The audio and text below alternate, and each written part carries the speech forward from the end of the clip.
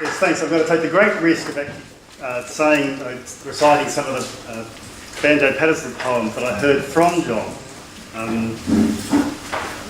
Many of you will know the story, of course. He was, as an 11-year-old kid, walking home from West Epping School, walking home with one of his classmates. His classmate had a book, and it was a book of poetry, and John had never seen a book of poetry. And he was fascinated by this book. It was all in rhymes and all in the metre of verse, telling all these wonderful stories. And so he asked the kid if he could borrow the book. And the kid said no. The kid changed his mind. And so John took the book home, and it turned out to be the collected works of Banjo Patterson. And so John says over the next couple of weeks he learnt the collected works of Banjo Patterson, and then he gave the kid the book back. And he said years later, people would, when he'd tell people this story, they'd go, Banjo Patterson. Why didn't you learn the collected works of Henry Lawson? To which John would reply, that's not the book the kid had. And so, ever since about the age of 11 or so, John's been walking around with the collected verse of Banjo Patterson in his head, and he's loved it. And he's had a marvellous chance to share it with people all over Australia. And so I'm going to take the great risk and do a couple tonight. The bush christening, and then we'll have a go at the G1 Polo Club. In the outer Barcoo, where the churches are few and the men of religion are scanty, on a road never crossed, except by folks that get lost, one Michael McGee has his shanty. Now, Mike was the dad of a 10-year-old lad, healthy and plump and stoutly conditioned. He was as strong as the best, but poor Mike had no rest, for the youngster had never been christened. And his mother would cry, "S'pose the darling should die, say Peter will not recognise him." But by luck he survived till the preacher arrived, who agreed straight away to baptise him. Now, the artful young rogue, as they held their collode, with his ear to the keyhole was listening, and he muttered in fright as his features turned white, "What the devil and all is this christening?" He was none of your dolts. He had seen them brand colts, and it seemed in his small understanding, if this man in the frock made him one of the flock, well, it had to mean something like branding. So away with a rush he set off for the bush, and the tears in his eyelids they glistened. "It's outrageous," says he, "to brand youngsters like me. I'll be damned if I'll stop and be christened." Like a young native dog, he ran into his log, and his father, with language uncivil, never heeding the priest, cried out in his haste, "Come out and get christened, you devil!"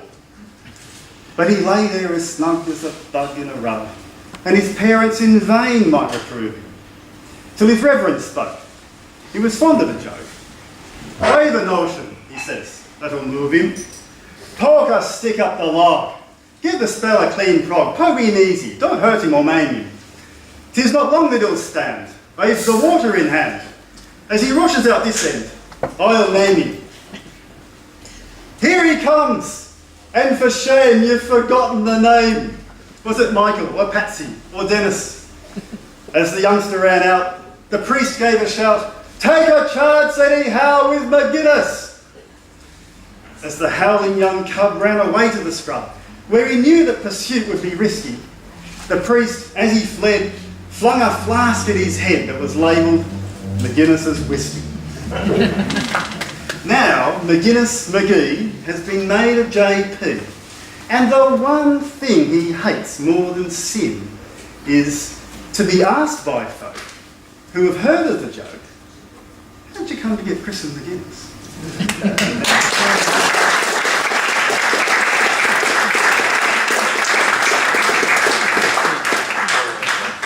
And I heard only once, well that is, I got a recording of the concert John gave down in Canberra, which I have a CD. So I've never actually seen John do this poem. But the performance is exceedingly melodramatic. It really is, and I really can't play it. But I will. I have to do a reasonable performance of G1 Polo. It mentions the Campaspe River, and I was touring through rural Victoria in March this year, and I crossed the Campaspe River. It's in East Gippsland. And where I crossed it was very flat, so it was obviously not where the poem was set.